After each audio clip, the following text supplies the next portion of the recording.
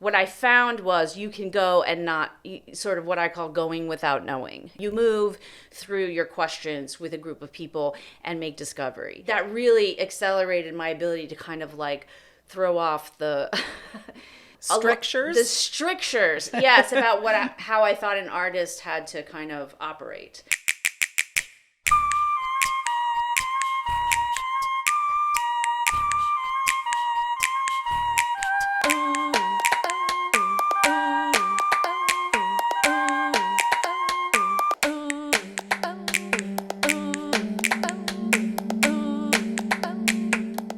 Welcome back, friends. I'm Kristen Marding, and this is Torches. Today we have the meticulous Mallory Catlett. Mallory is an Obie Award-winning creator-director of performance across disciplines from opera to theater to installation art.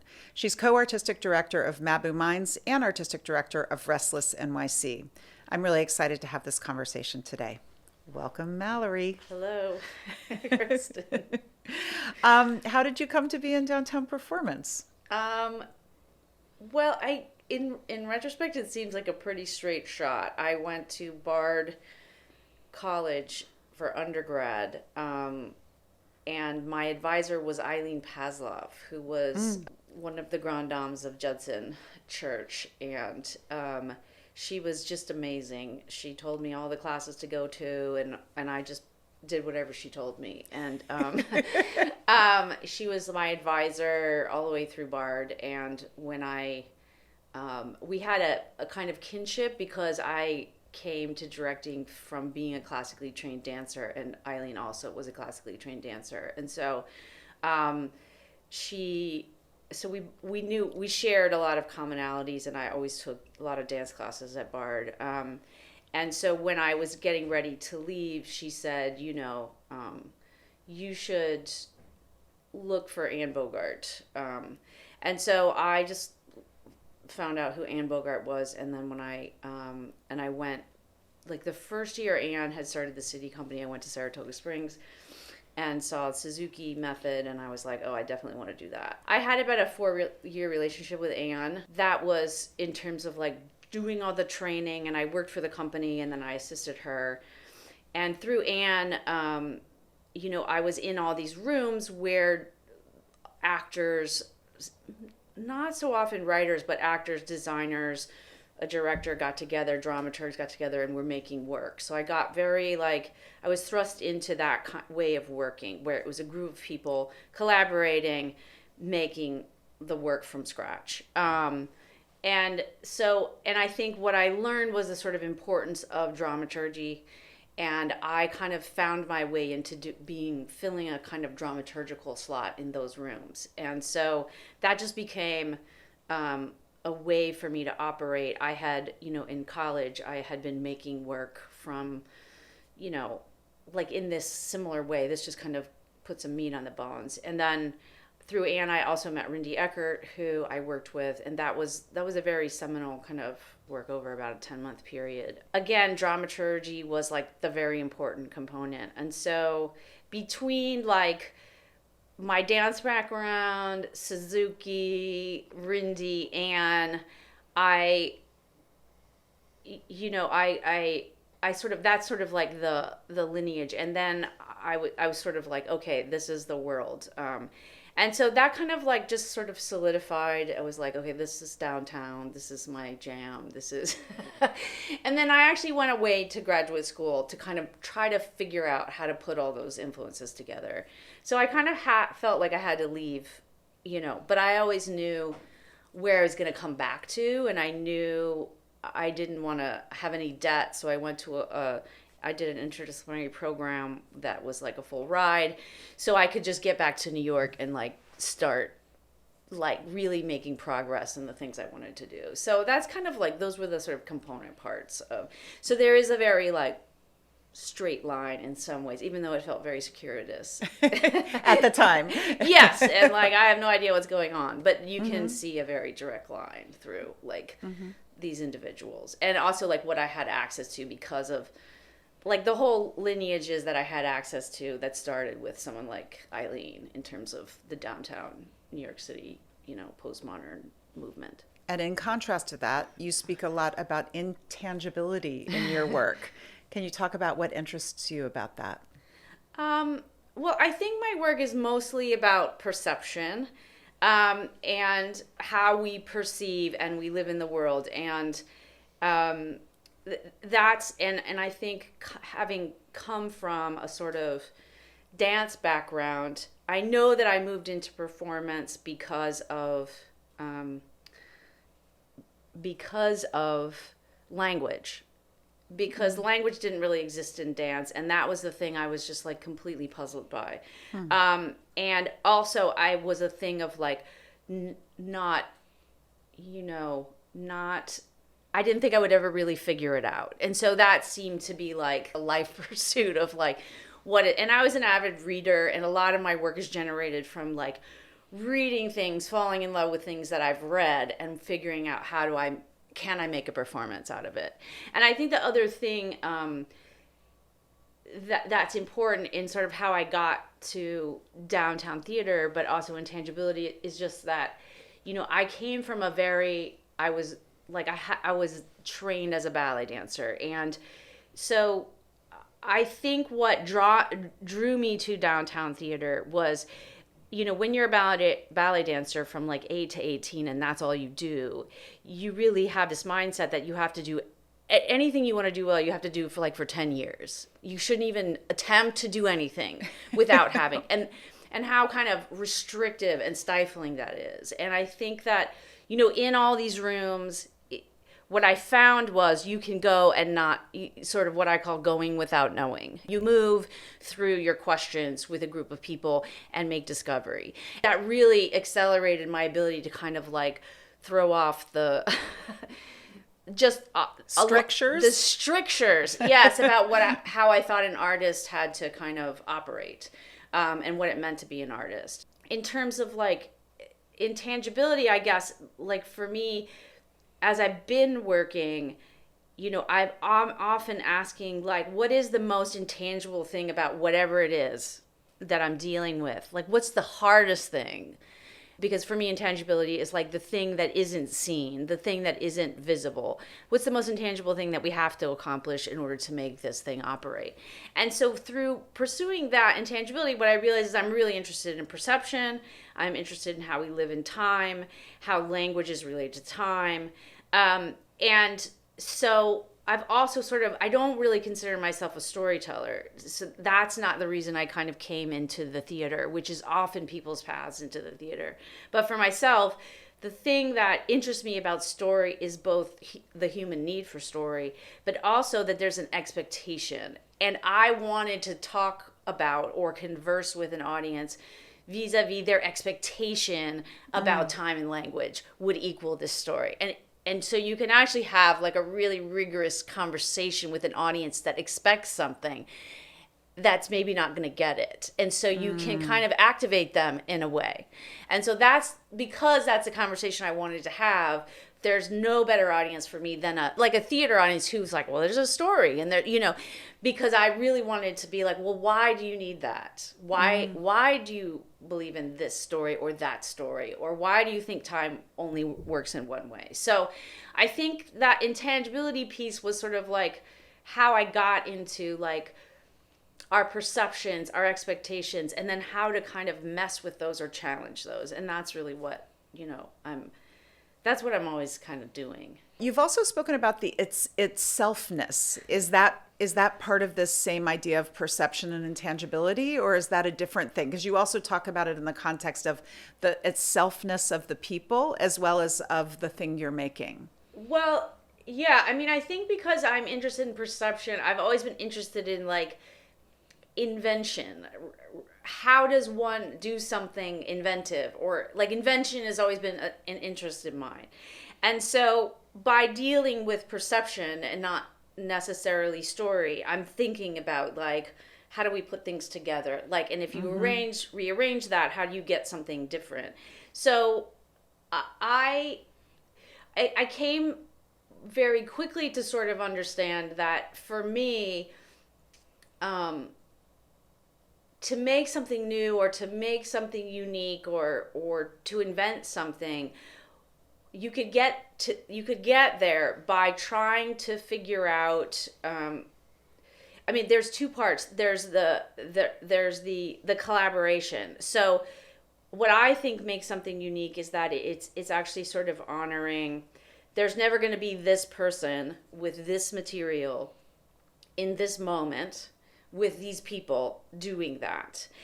That in itself would lead to something interesting, I think. But also, the itselfness is like, how does one, where it comes from is this Elie Wiesel thing where he said, what do you think God will say to you when you get to heaven or whatever? And God said, I think, why weren't you more yourself? So like for me, I'm trying to get to the root of my own relationship with the thing. I'm not trying to interpret the thing. I'm trying to get to why I particularly am interested in the thing. So like asking that of myself, like what is this thing like pulling out of me, drawing out of me? And then if I can, in collaboration, if I can get my collaborators also to that place where this material is pulling something extremely personal out of them, if we can all do that and we can work from that place, right, then it's going to imbue this thing. And then on top of that, I think for me, I always think of the work as not like it at a certain point, I don't know if you experience this, it's like the work is happening and it's separating, it's moving away from you. It has its own sort of life. It has its own existence, and you're like trying to serve where it's going. You don't know where it's going. Right, but you're sort of following it. Mm-hmm. And so I think this whole thing came about that. Also, Randy Eckert, early on said, I'm not the kind of artist who like I have an idea and then I'm gathering everybody to like make that idea. But I'm pursuing an idea, and what I'm looking for is the moment something new happens that I couldn't imagine. So as opposed to moving towards what I can imagine, moving towards what I can't imagine. And so all of these things, these sort of ideas, and I think the other thing that's always been important to me is this Richard Foreman idea of like, you're taking your ideas and you're operationalizing them. You're not representing your ideas. You're making a little machine based on those ideas, and they're going to spit out something, and that's going to be by its very nature new, because it's not really, you're not in control of it. You're trying to operationalize your ideas, not kind of represent your ideas. So it's all of this kind of work of trying to kind of get to as deeply as you can in your relationship to the material, and also your collaborators wanting to do the same. Like understanding your relationship to something is also understanding like how this material and you in this moment. So it's also about like reflecting the world that you're in. Like what is it about, Uncle Vanya right now? Okay, well my dad is having a midlife crisis and is in a depressive state, and I'm suddenly thinking about Chekhov because my father is manic depressive, and I'm like, oh, this is Chekhov's place. Oh, he was a doctor.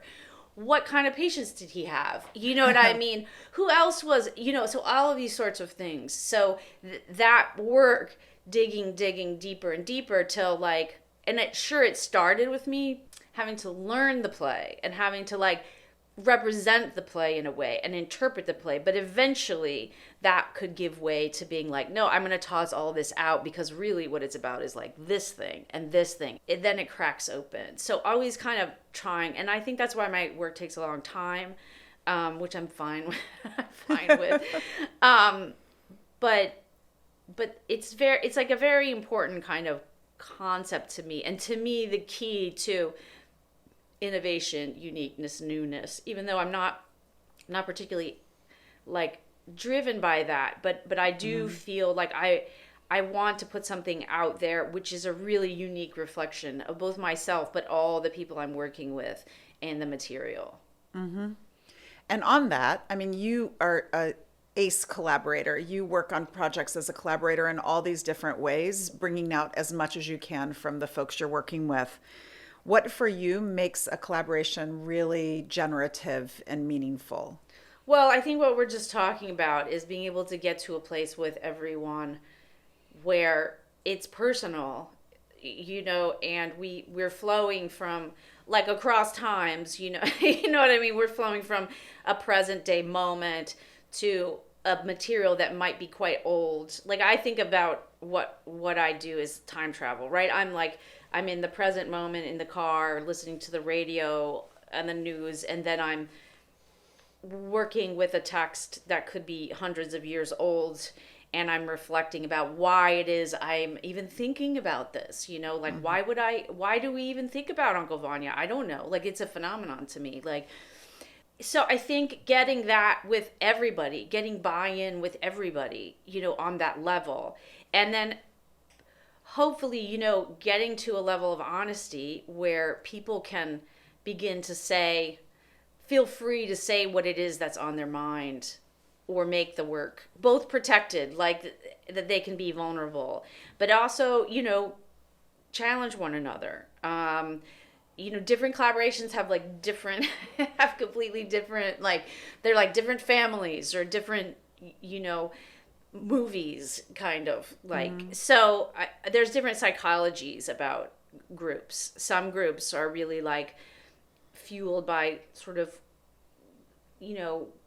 not conflict, but like, just being combative, right? There's a kind of, and some are more easy I myself am not, as I said, language is a challenge, and I'm not really great with words as a communicator. So like I have to move around, make a lot of hand gestures, do things. I have to show my ideas sometimes, you know what I mean?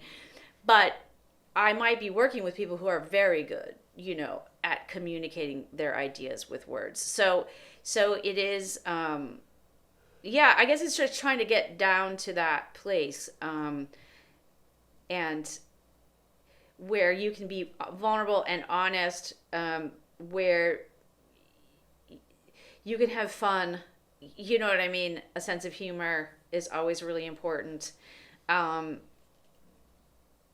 I think, I don't know, like how do you get to that very personal place where the work is very personal for everybody, even the actors, I also like for people to feel they can be autonomous within this system of interconnectivity, I would say as well, where, and I think I know with actors to kind of try to, as quickly as possible, make them feel like they're autonomous entities within the room and can make choices and try things, and not always, I'm always trying to get us out of everybody asking me what I want, which I just, I don't feel comfortable in that kind of space because I often don't know what I want. So it is very much like about like, how do we get beyond that and try to think like, what does the work need, and like, how do we serve it, kind of thing. Where do you find joy in your work? Well, I think it comes out of this collaboration, this feeling that, we're all in this room and we've all learned something together. We're all growing as artists. We're making something we couldn't have imagined.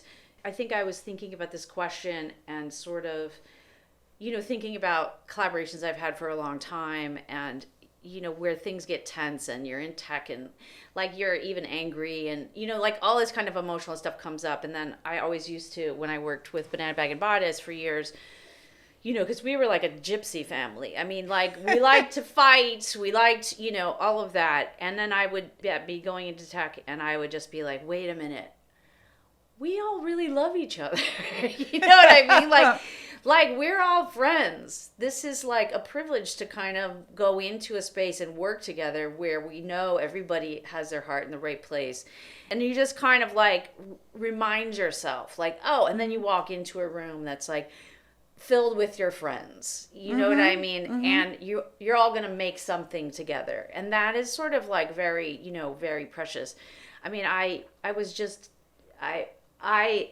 am now working with Joanna Acolytis, and I've been thinking about like, gosh, I wish I had known her when I was younger, because there's so many things about her that would have really freed me up. But she was talking about, she was talking about like this camaraderie or befriending the piece, right? To be friends with the production, to be friends with each other. And I really feel like it's a very interesting way to kind of put it. But I think if you lose that, it just becomes about the product, right? You know, and so I think that's the most that we start, even though it moves away from that a lot of times, that we kind of start and remind ourselves about the love that brings us together and our respect for each other, and like let's make this happen, because the feeling is going to be so good when everybody gets together, everyone gets on the same page, and we really make this thing happen that couldn't be made without every single person, you know. Yeah. So I think that's the joy of it. That's the joy of it. I mean, I agree. I guess that's why we're in a collaborative art form, you know. So you just mentioned Joanne, and you're in this new role now in collective leadership at Mabou Mines. And how has what you've learned from collaboration helping you or informing this collective leadership model that you're participating in now? yeah, I mean, I think Mabou Mines is a very old, you know, it's a collective leadership model that's been going on for over 50 years. And they started it that way and maintained it in all sorts of different iterations. And so I think, you know, I was lucky enough to been a resident artist at Mabou Mines for 2 years, making this piece called This Was the End. I know Joanne much better now than I ever knew her at the time, but I knew Ruth, and Ruth was there and a witness and a mentor to me while I was making that work. And I knew Julie, and I knew Sharon and Karen, and Joe, and I mean, I had met Lee, but he was doing a lot of work outside of the city. I guess what I knew from Mabou Mines was, as a resident artist being in their space, you could just get a sense that they understood, like, a lot of work had happened in that space, and they understood, like, how to be generous, how to give what you have, right, to other artists, how to trust them and give them autonomy. And it was like something you could feel. It wasn't something that anybody said or anything like that. And I think, you know, Ruth in particular, she was just like she just had a very amazing energy about her. And she carried with her this, like, not only a legacy, but like a set of values in a way. I don't know if she would have used that word, but about, you know, and there's kind of a great quote that I can't quote because I don't know it. But what she said was, like, what Mabou Mines started was they would be committed to the life of the artist in the act of making the work. And that also meant when they weren't making the work, whatever they had to do to prepare to get in that room or not do, or the procrastination, the whole ritual of, you know, Art making. The ritual of art making, and soup to nuts. And, you know, they always had babysitters in their budgets. Joanne and Ruth and Lee were working parents. So it was just a very, you know, that was just like, you could just sense that kind of thing in the room. And so I think that, you know, you're stepping into kind of a legacy of that kind of collective leadership. And that's, you sort of, like, Ruth, like this word osmosis, where you could sort of absorb this knowledge, right, without being told or mentored or anything like that. It was just kind of like you were around it and you absorbed it. So I think I had a relationship with the company through that, and I felt like very at home. I felt I could do whatever I wanted. I felt like they understood what it was to support an artist, not with stuff or with money or anything like that, but like, just like, you could just feel all those things I was talking about. And like deep exploration. And Ruth was like the first person who, you know, said in the resident artist program, she really fought that a lot of this work would be failures. And I know that, you know, we all talk about failure. But she actually really meant it. Like, she had examples of like things that they did that never went anywhere. And they all were like, this is going nowhere. And I think like for me to this day, it's very hard to start something and bail on it. Like I'm just like a dog with a bone, you know what I mean? But I really was like, oh, okay, I know what she means, and just I was very impressed with like she would tell all these anecdotes just about like all the different strategies they had employed to like, at one point she said, Lee made up a rule that like if we made anything that was significant, we could all leave rehearsal. You know what I mean? If that happened 10 minutes in, if it happened an hour in, you know what I mean? So all these different ways of working together, of testing, how these things can be done. And so that was like, so I learned a lot, from, listening to these stories and kind of being around her and being around the company. And so I think that, Mabou Mines was one of the early purveyors of a kind of collective model. I think coming in, I was very much like, oh, I get that, because I take a long time to make work. If I have a piece, it could take me a really long time. And when you were in residence at here, Oh What War, I think was 5 years. Yeah, all of those pieces were a really long time. And so Red Fly was 4? The city council meeting, it just takes a long time. So it made a lot of sense to me, because it's like, well, it's not because I don't have all the resources, because I mean, that's part of it. But part of it is that you want to work intensely and then you don't want to work on it. Like it has to you need time away. You need to be distracted by it, because you need time for all of the bad ideas to just kind of like fall away, and you can't even remember them. You know what I mean? Like, and only the stuff that you remember, that you carry forward, that's the stuff that's really that you hang on to. And so the time away is important as the time that you're doing it. And so for me, the model was really easy to contemplate. It was like, I have a piece, Carl has a piece, Karen has a piece. We're always fundraising. Something gets funded, some opportunity comes up, we go. We all say yes. We all go behind it, and we do what we have to do to get behind that. So that made sense. And what I loved, when I did this was the end. It was done at the Chocolate Factory, but then I wanted to remount it at Mabou Mines, because they gave me this wall of their studio. And so I knew about what I liked about it was there was a history and a legacy, and there was enough infrastructure to the place where, like we didn't feel like we were remaking the wheel. Like there were just things in place because they'd been around a really long time. I just want to explain what you just said for people who don't understand. So when she said that they gave a wall of the studio, it was rehearsed in that space, and they did a renovation, and you were able to take that wall and keep that as part of your set. Yes. So, as you made the work. Yeah. Yes. So when I was in residence, part of this piece was about Uncle Vanya, but I was also interested in Chekhov, but I was also interested in Proust at the same time, because they were living and working at the same period of time. And Chekhov has these like very strict kind of narratives that are very like,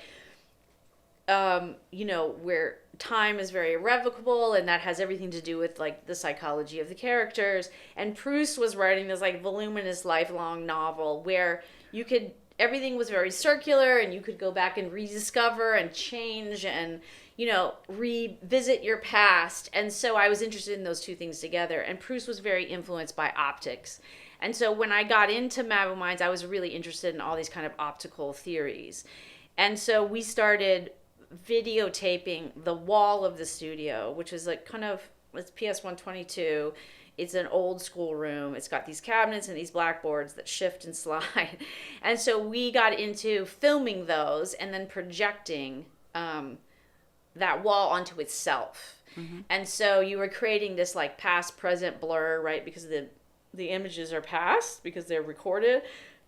And the wall itself is present. It's a thing that you're in the room with, and you're blurring the lines between those two things. And then all sorts of things came out of it. And mostly what I did at Mabou was kind of like try to like deconstruct the script, which I was never really that happy with. But I was really obsessed, and I thought it was very successful what we were doing with this wall. So when the building was being renovated, it happened about the time 2011 is when I was finished, and it was, I think, 2012 that the building was being renovated, or 2013. I can't remember when but I said, since they're going to rip out everything in the building, will you give the wall to us? And they were like, yes.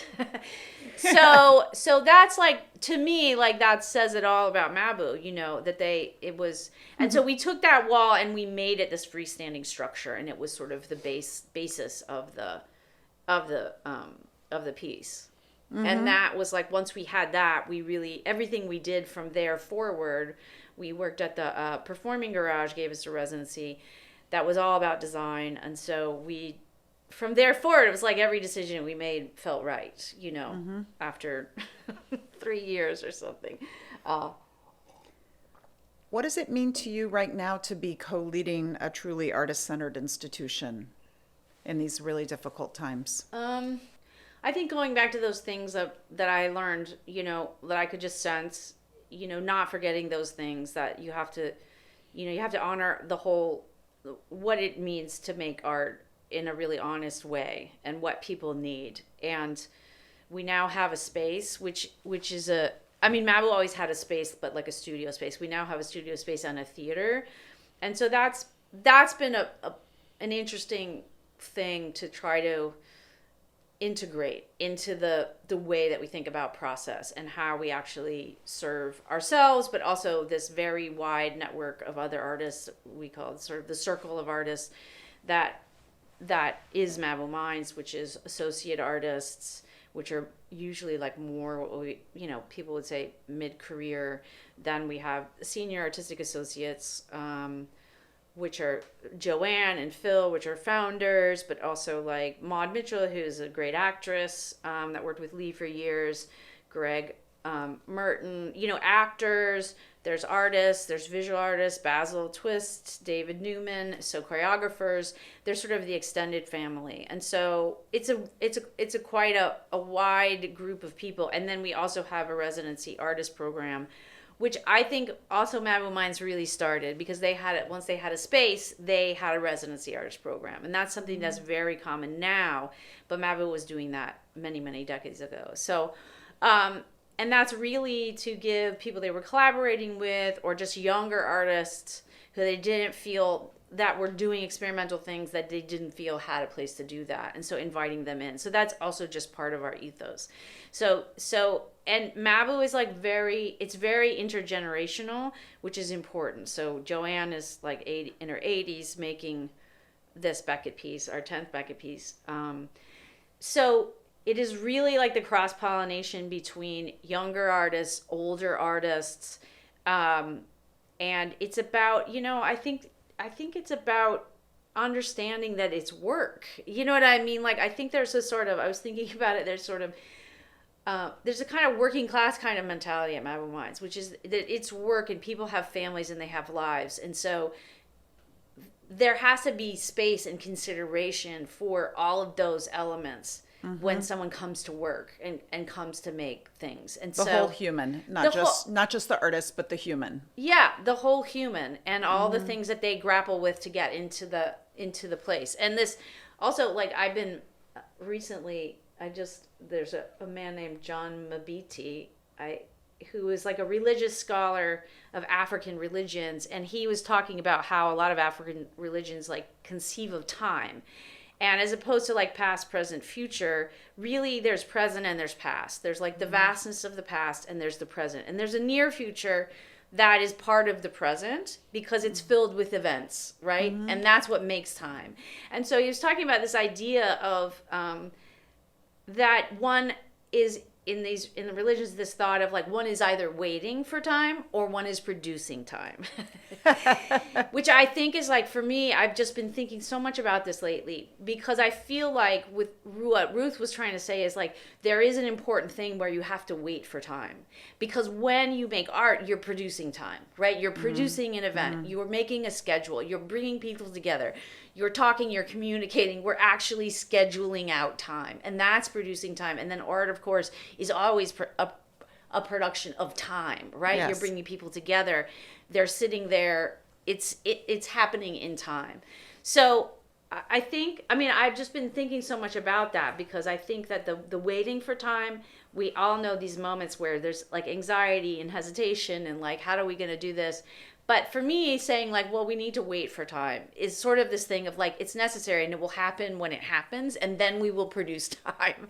You know what I mean? Like, because it's so difficult to manage all the, especially now, all the anxieties around getting the funding. When will things happen? How will we get people together? All of that. And so for me, it's just sort of like, well, that's the waiting for time, right? And we have to wait together, and we have to plan, we have to keep talking, we have to keep in communication, we have to have a community, you know, and then trust that we as artists are very resourceful, we're problem solvers, and then we produce the time, right? And so I think there, you know, I think for myself, I've been thinking a lot about, you know, what is our baseline? Like trying to understand what is the baseline for Mabou Mines when the focus of whoever we are, you know, is to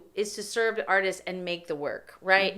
So if our aspiration is about the work and to serve the artists, it's not about the institution, then like who are the people that need to be in the room? And I think feeling like everybody, it can be as transparent as possible, and we can share the problem solving along everyone, you know, because there's not for me a real line, and maybe this comes out of my being a collaborator, is that like I know a lot about a lot of things within the, like I've worked with a lot of people with technology, you know, and I think Mabou Mines is sort of based on that ethos too. It's like, well, if I'm an actor but I want to tell you what about the lights, I can do that, and if I want to design the lights, I could do that. So there's not like these silos of like expertise. It's really like, who do we need to have in the room to problem solve what's going to happen? Well, I also think what you're talking about is that Mabou Mines has a great honoring of experimentation that resists commodification. There isn't this commercial seeking that's going on. And there's a lot of pressure right now on our field to generate more revenue so that artists can be paid more, to address these inequities that have existed. There's a lot of different pressures on institutions and on the field right now. What are ideas that you have for how we might promote sort of creative, more responsive, artist responsive producing models or creative contexts for artists to better be able to make the work that they want to make, the work they intend to make? That's such a big question. I mean, it's hard for me to speak generally, you know. I feel like I always say like the advantage when artists come to us, you know, our advantage is that if the circumstances are right, we can do something quickly. Like we're very flexible. You know what I mean? We have a flexibility. I mean, we don't have a hard season. There's not a set of expectations between Mabou Mines and its audience about like what the thing is going to look like, when it's going to happen, any of those sorts of things. I mean, I think we learned in COVID that if we have to be flexible, we can be flexible in a second. And so a lot of these parameters that have to do with economics can go away pretty quickly. I feel like I'm struggling with this question every day. You know, I feel like there's more, like there's a lot there's a lot very close up. Like it's not small hanging fruit, but like if you think about who your immediate community is, who's in it with you, what kind of resources do they have, how do you help amplify those resources, like how do you sense what's needed, and then how can you always even without resources make the changes you want to make, I guess is a question for me. Is like, it would be great to have money to make the changes that you need, but you have to sort of like keep making the changes despite it. I mean, I think I learned from being in academia. I had a stint in academia, that at certain point I would get so frustrated. But I sort of realized people weren't being resistant because they were like, just thought I was wrong. They just couldn't imagine what I was saying. They didn't have any experience with it. They couldn't imagine it. And so then I was like, well, no one has a better idea. So how do we do it and show, how do we show it and then tell people what they have to do? And it was like this, like I was in this program and we were just like, everyone said we wanted to do student-centered work. And I was like, great, let's do it. And they were like, but how do you, they were wringing their hands. And so Jeanette Yu, who's a great lighting designer, and I were like, we're just going to make a student festival and we're going to design it and we're going to tell everybody else at the faculty what they have to do.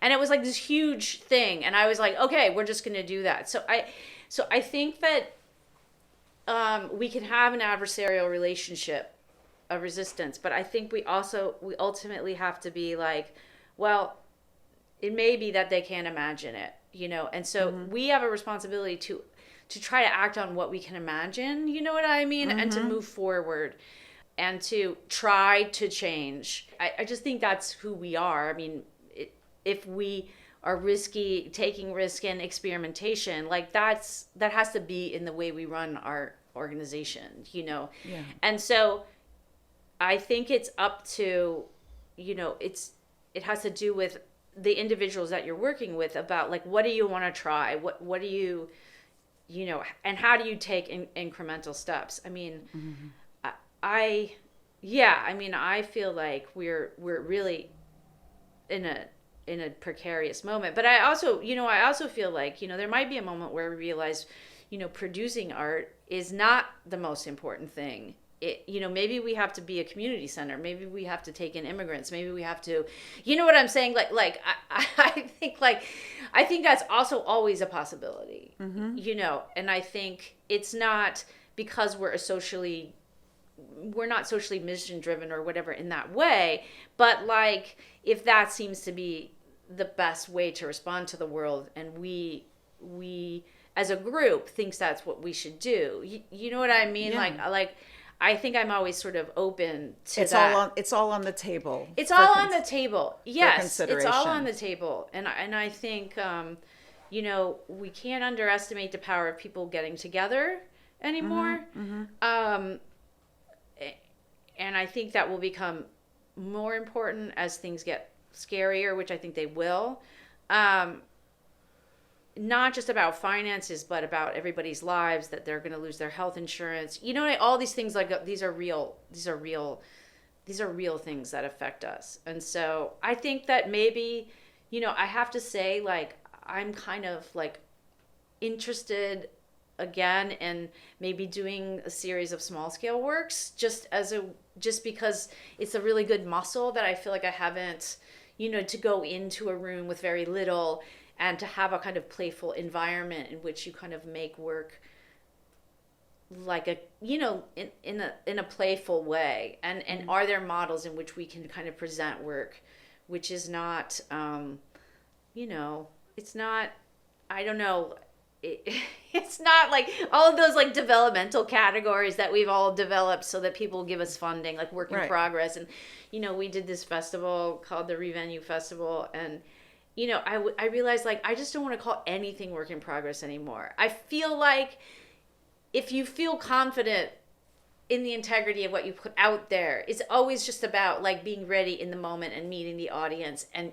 sharing the work, right? Yes. So why do we have to call it this or that? If it's always evolving, if you're experimenting and that is clear to the audience, they know when they see it what they're part of, what something. they're receiving. It's Yes. unfinished in some way, but Yes. everything in life is unfinished. Even things that seem to be finished, right? Yeah.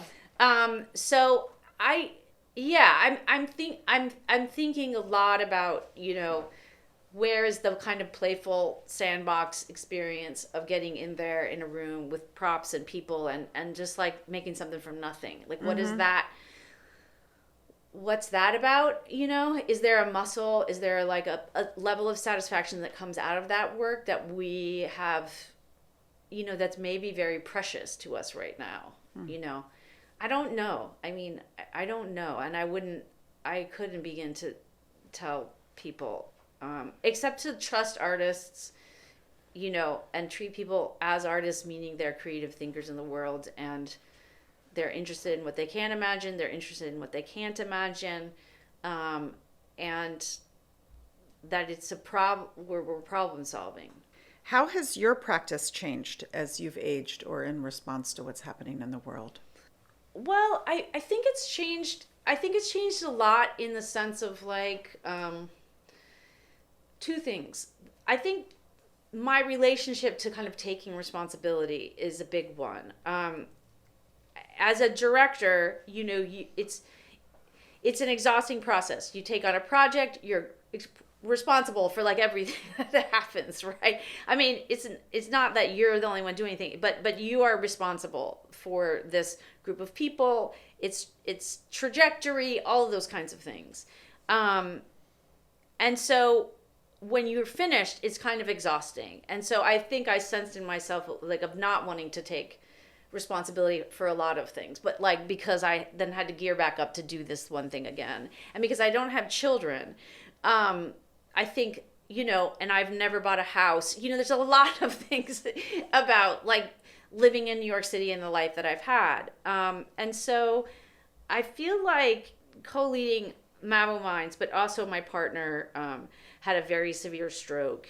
And so that's changed a lot for me because I'm really like, I am responsible for his life in a lot of ways that I've never been responsible for someone else's life.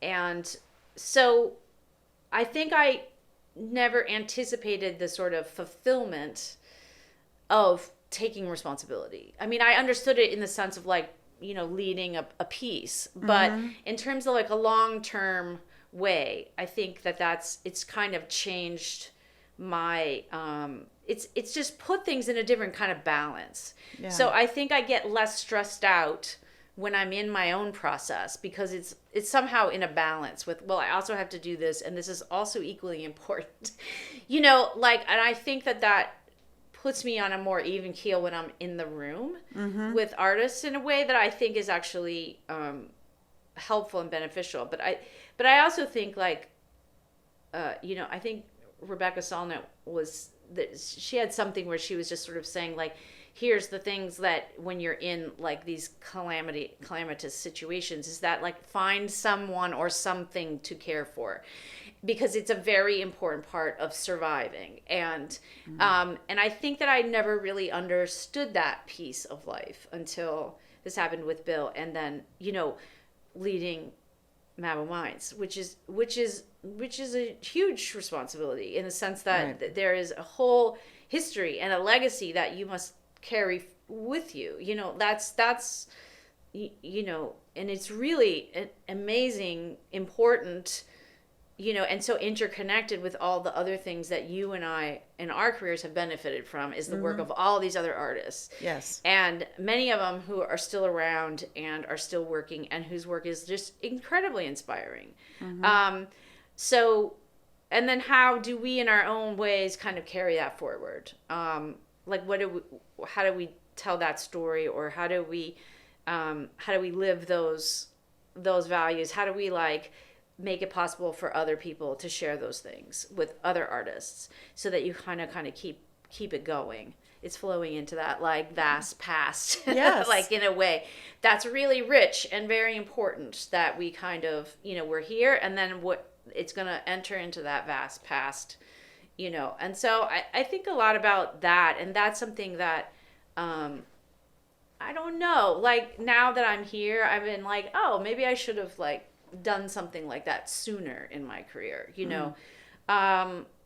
not that, I mean, I think teaching, you get a little bit because suddenly like there's this like all this, you have to worry about all these things, but teaching was just like not, it just, yeah, I mean, I like making things, I love giving young people like the artistic toolkit to like take and use in their lives, but like the whole institutional interface and all of that was just like very, very stressful, to me in ways that I don't think served me artistically or personally. There are two threads I want to follow. The first is what you were talking about.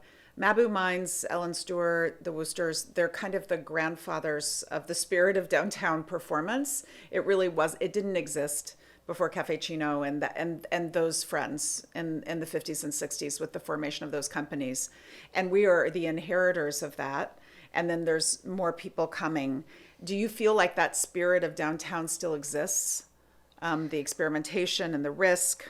Well, I think what I believe is that, like, I think ideas about experimentation and risk, like, I feel like that is a thing about human beings. Like, I think that's I think everybody is different and unique, but I do think, like, that's a certain thing that certain humans are pursuing, and can't not pursue it, I think that I definitely sense a generational change. I am encouraged by a lot of young interns that come to Mabou, specifically because they are interested in the legacy of the company. And they're like, what is this? Oh, so this thing about experimentation and stuff like that exists, and it still exists. And we can look backwards, and it was happening, and we can look at what that looks like now. So that's really interesting to me, that we have a whole lot of young people who are really interested in the archive, as well as, like, being in the room. I feel like there's not enough opportunities for people to be in the room. I hear this all the time from young interns, and I think that it's just technology and the tools that people have to make things are so vastly different. And so I don't think that's going to go away. I think it's probably happening in places and spaces that I've never been, and I may never be. I just, yeah, I guess I feel like I'm trying, or we're trying to kind of, like, continue to make a space for people to come into that space and to be able to, like we did, through osmosis, kind of pick up this information, this legacy, this kind of, like, and take that forward however they may, So I do think, I think we're all, like, in, like, survival mode, where I think we're all kind of, like, and I don't mean that in a bad way. I mean that in, like, I mean that in an important way. And I don't mean that we're all, like, defending our little corner. I don't mean it in that way, but I do mean that we are trying to hold it together. Yes. For each other, for our past, and so I think that doesn't necessarily allow us to think, like, to zoom way out, what I mean? I feel like sometimes we're zoomed real tightly in terms of, like, just kind of grappling with the problem we have today or the problem we'll have tomorrow. So I think that kind of ability and that space to kind of zoom out is a challenge. I mean, I know it's a challenge for me. And just how to sense that, like, how to sense that I could do that, like. And I think mostly because I think that is a really, like, you need a community to kind of really be able to do that. And sometimes in the, like, making the decisions day to day and trying to keep up, that becomes sometimes hard. But I think that's where the gathering, and each time you make a piece and each time you see all those people in your space, that we kind of open up. We can kind of, like, breathe a little bit. Because it is very much like, I remember when I was young, I sort of realized, like, oh, when I'm in rehearsal, I feel like I'm in my natural habitat. And everywhere else, I feel like I'm at the zoo. You know what I mean? Like, I feel... I'm like you, Mallory. I feel like I'm my best in a rehearsal room. I know where I am. Yeah, and the rest of life is you're in captivity of some sort. You know what I mean? Like, and I think... what is that about? What is that about? And I think that's interesting, and to to like just acknowledge that like simple thing that we might share, and that's what we offer each other.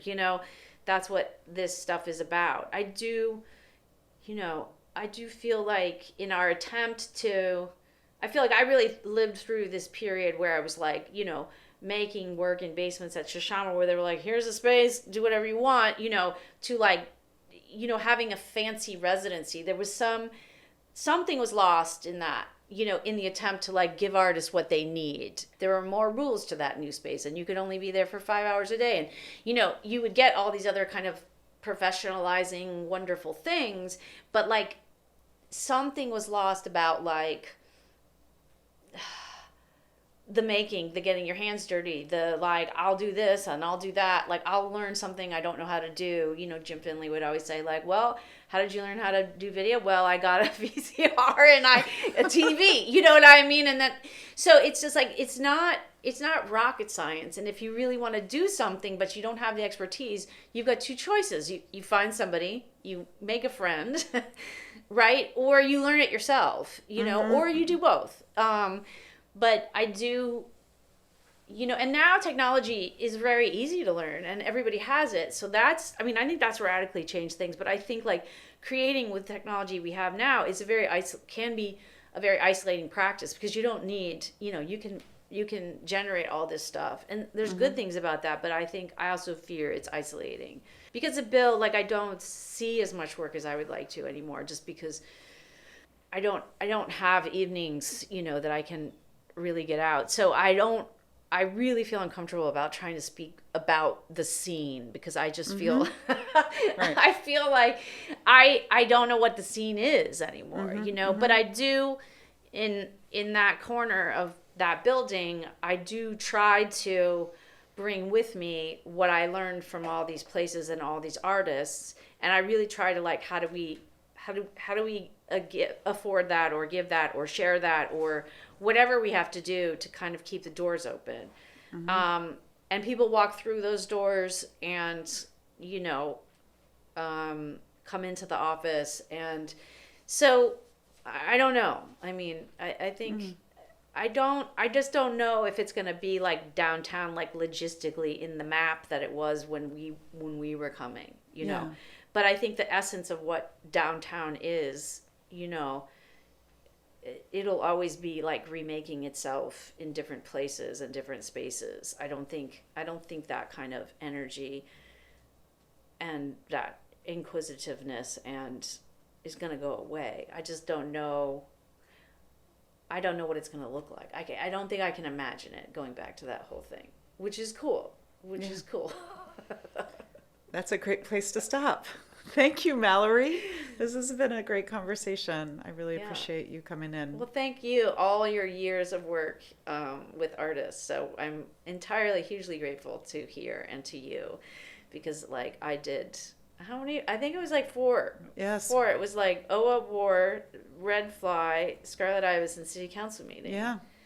So 4 big, beautiful projects. Amazing work. That is like and vastly different from each other too. I know, and a whole chunk of my career, my life in art was like in your space and in that time frame. It was like probably like what 2005 through 2015 or later.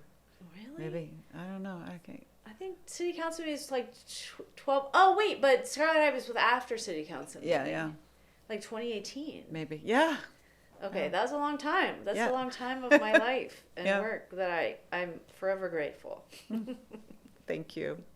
And thanks to Hal Round for hosting us. And we hope you'll come back to see more of Torches.